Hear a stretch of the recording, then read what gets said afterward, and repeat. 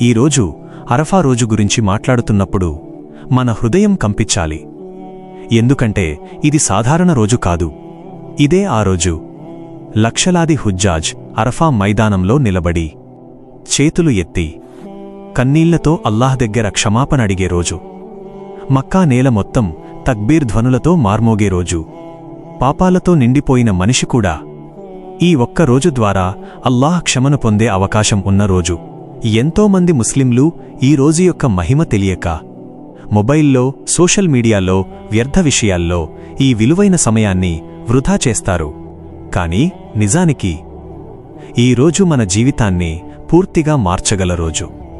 ఈ రోజు మన దువాలు ఆకాశానికి చేరే రోజు.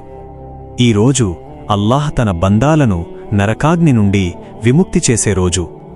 2026 సంవత్సరంలో సౌదీ అరేబియా ప్రకారం అరఫా రోజు ధుల్ హిజ్జా 9వ తేదీన జరుగుతోంది.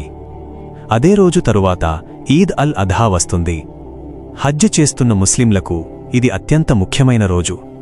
ఎందుకంటే అరఫాలో నిలబడటం హజ్జ్ యొక్క ప్రధాన భాగం. ప్రవక్త ముహమ్మద్ సల్లల్లాహు అలైహి వసల్లం హజ్జ్ అంటే అరఫా అని చెప్పారు. ఈ రోజు లక్షలాది హుజ్జాజ్ తెల్లని ఇహ్రాం దుస్తుల్లో అరఫా మైదానంలో నిలబడి అల్లాహ్ను స్మరిస్తూ ఉంటారు. ప్రపంచం నలుమూలల నుండి వచ్చిన ప్రజలు ఒకే అల్లాహ్ ముందు ఒకే ప్రార్థనతో నిలబడతారు. అది చూస్తే కియామత్ రోజు గుర్తుకు వస్తుంది. మక్కా నగరంలో ఈ రోజులలో ఒక ప్రత్యేక ఆధ్యాత్మిక వాతావరణం ఉంటుంది. మస్జిద్ అల్ హరాంలో ఖుర్ఆన్ పఠనం, తక్బీర్ ధ్వనులు, హుజ్జాజ్ దుఆలు, కన్నీళ్లు, తౌబా, వినయంతో నిండిన హృదయాలు, ఇవన్నీ అరఫా రోజు యొక్క మహిమను మనకు గుర్తుచేస్తాయి. అల్లాహ్ ఖుర్ఆన్లో ధుల్ హిజ్జా యొక్క పవిత్ర రోజుల గురించి ప్రస్తావించాడు. ఈ రోజులు అల్లాహ్కు ఎంతో ప్రియమైన రోజులు. అలాగే అరఫా రోజు గురించి వచ్చిన హదీథులు కూడా ఈ రోజు ఎంత గొప్పదో మనకు స్పష్టంగా చెబుతున్నాయి. ప్రవక్త ముహమ్మద్ సల్లల్లాహు అలైహి వసల్లం చెప్పారు, అల్లాహ్ అరఫా రోజు కంటే ఎక్కువ మంది బందాలను నరకాగ్ని నుండి విముక్తి చేసే రోజు మరొకటి లేదు. ఆలోచన చేయండి. మనం ఎంత పాపాలు చేసినా అల్లాహ్ క్షమద్వారం ఇంకా తెరిచి ఉంది. ఇంకో హదీథ్లో ప్రవక్త ముహమ్మద్ సల్లల్లాహు అలైహి వసల్లం చెప్పారు, అరఫా రోజు ఉపవాసం గత సంవత్సరం మరియు వచ్చే సంవత్సరం పాపాలకు కఫ్ఫారా అవుతుంది. ఇది సహీహ్ ముస్లిం హదీథ్. ఎంత గొప్ప అవకాశమిది! 2 సంవత్సరాల చిన్న పాపాలకు క్షమ ఒకరోజు ఉపవాసం ద్వారా. మరొక హదీథ్లో ప్రవక్త ముహమ్మద్ సల్లల్లాహు అలైహి వసల్లం చెప్పారు, అత్యుత్తమ దువా అరఫా రోజు చేసే దువా. అంటే ఈరోజు మన దుఆలకు ప్రత్యేక విలువ ఉంది. ఈరోజు మన హృదయం విరిగి అల్లాహ్ను పిలిస్తే అల్లాహ్ వినకుండా ఉండడు. అల్లాహ్ ఖుర్ఆన్లో చెప్పారు, ఈరోజు నేను మీ ధర్మాన్ని సంపూర్ణం చేశాను, నా అనుగ్రహాన్ని పూర్తి చేశాను, ఇస్లాంను మీకోసం ధర్మంగా ఎన్నుకున్నాను. ఈ ఆయత్ అరఫా రోజునే అవతరించింది. అందుకే ఈరోజు ఇస్లాం చరిత్రలో కూడా ఎంతో గొప్ప రోజు. అయితే ఈరోజు మనం ఏమి చెయ్యాలి? మొదటగా హజ్జ్ చెయ్యని ముస్లింలు ఉపవాసం ఉండాలి. ఇది ఎంతో గొప్ప ఆమల్. కేవలం ఆకలితో ఉండటం కాదు, హృదయాన్ని కూడా పవిత్రం చెయ్యాలి. నాలుకను గునాహ్ నుండి కాపాడాలి, కళ్లను హరాం నుండి కాపాడాలి. ఈరోజు ఎక్కువగా దుఆ చెయ్యాలి. మన జీవితంలో ఉన్న ప్రతి సమస్యను అల్లాహ్ ముందు పెట్టాలి. మన పాపాలను ఒప్పుకుని క్షమ అడగాలి. ఏడుస్తూ తౌబా చెయ్యాలి. అల్లాహ్ దగ్గరకు తిరిగి రావాలి. ఇస్తిగ్ఫార్ ఎక్కువగా చదవాలి. సుబ్హానల్లాహ్, అల్హమ్దులిల్లాహ్, లా ఇలాహ ఇల్లల్లాహ్, అల్లాహు అక్బర్ వంటి ధిక్ర్ ఎక్కువ చేయాలి. తక్బీర్ చదవాలి. మన నాలుక అల్లాహ్ స్మరణతో తడిగా ఉండాలి. ఖుర్ఆన్ చదవాలి. దాని అర్థం గురించి ఆలోచించాలి. ఎందుకంటే ఖుర్ఆన్ హృదయానికి వెలుగు. ఈరోజు ఖుర్ఆన్తో గడిపితే హృదయంలో ఒక ప్రత్యేక ప్రశాంతత వస్తుంది. పాపాలకు దూరంగా ఉండాలి. సోషల్ మీడియా స్క్రోలింగ్, సినిమాలు, పాటలు, వ్యర్థ చర్చలు ఇవన్నీ ఈరోజు యొక్క విలువను తగ్గిస్తాయి. ఒకరోజు అయినా పూర్తిగా అల్లాహ్ కోసం జీవించాలి.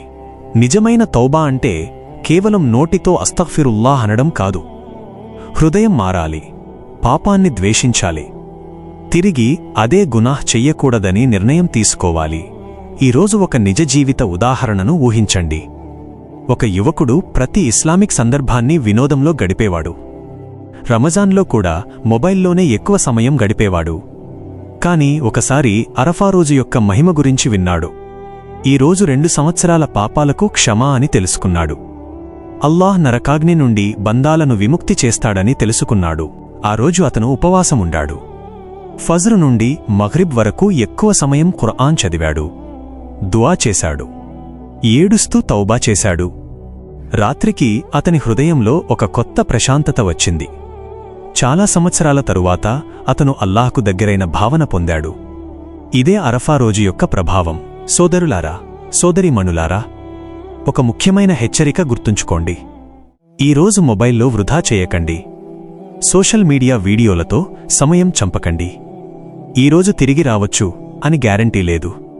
వచ్చే సంవత్సరం అరఫా వరకు మనం బ్రతుకుతామా లేదా మనకు తెలియదు. అల్లాహ్ మన ముఖాలను కాదు, మన హృదయాలను చూస్తాడు. మన నిజాయితీని చూస్తాడు. మన కన్నీళ్లను చూస్తాడు. మన తౌబాను చూస్తాడు. ఒక్కసారి ఆలోచించండి. ఇది మీ జీవితంలోని చివరి అరఫా అయితే మీరు ఏమి చేస్తారు? ఎంత పాపాలకు క్షమ కావాలి? ఎంతకాలం ఇంకా అల్లాహ్ దగ్గరకు తిరిగి రావడాన్ని ఆలస్యం చేస్తారు? ఎంతకాలం దున్యా వెనకాల పరుగెడతారు? మన హృదయం ఎప్పుడు మారుతుంది? ఈరోజు మీ జీవితాన్ని మార్చగలదు. ఒక నిజమైన దుఆ, ఒక నిజమైన తౌబా, ఒక నిజమైన కన్నీటి బొట్టు అల్లాహ్ దగ్గర మీ స్థితిని మార్చగలదు. అందుకే ఈ అరఫా రోజును సాధారణ రోజుగా చూడకండి. ఇది అల్లాహ్ ఇచ్చిన ఒక గొప్ప అవకాశం. ఈరోజు ఉపవాసం ఉండండి. నమాజ్ సమయానికి చదవండి. దుఆ ఎక్కువ చెయ్యండి. ఇస్తిగ్ఫార్ చదవండి. ఖుర్ఆన్ చదవండి. పేదవారికి సహాయం చేయండి. పాపాలకు దూరంగా ఉండండి. ప్రతి క్షణం అల్లాహ్ను స్మరించండి. ఈరోజు మీ జీవితంలో ఒక కొత్త ప్రారంభం కావచ్చు. గునాహ్ నుండి ఇబాదత్ వైపు, నిర్లక్ష్యం నుండి తక్వా వైపు, దూరం నుండి అల్లాహ్కు దగ్గరగా మారే రోజు కావచ్చు. యా అల్లాహ్, మా పాపాలన్నీ క్షమించు. మా తౌబాను స్వీకరించు. అరఫా రోజు యొక్క బరకత్ మాకు ప్రసాదించు. మా దుఆలను అంగీకరించు. మమ్మల్ని నరకాగ్ని నుండి రక్షించు. మా హృదయాలకు ఇమాన్ మరియు తక్వా ప్రసాదించు. మా కుటుంబాలకు శాంతి ఇవ్వు. మా జీవితాల్లో బరకతివ్వు. హజ్జు చేస్తున్న హుజ్జాజ్ యొక్క ఇబాదత్ను అంగీకరించు. మమ్మల్ని నీకు దగ్గర చేసే బందాలుగా మార్చు. ఖుర్ఆన్ను ప్రేమించే హృదయమివ్వు. నమాజ్ను కాపాడే జీవితం ఇవ్వు. ఈ అరఫా రోజును మా జీవితంలో మార్పు తీసుకువచ్చే రోజుగా మార్చు. ఆమీన్.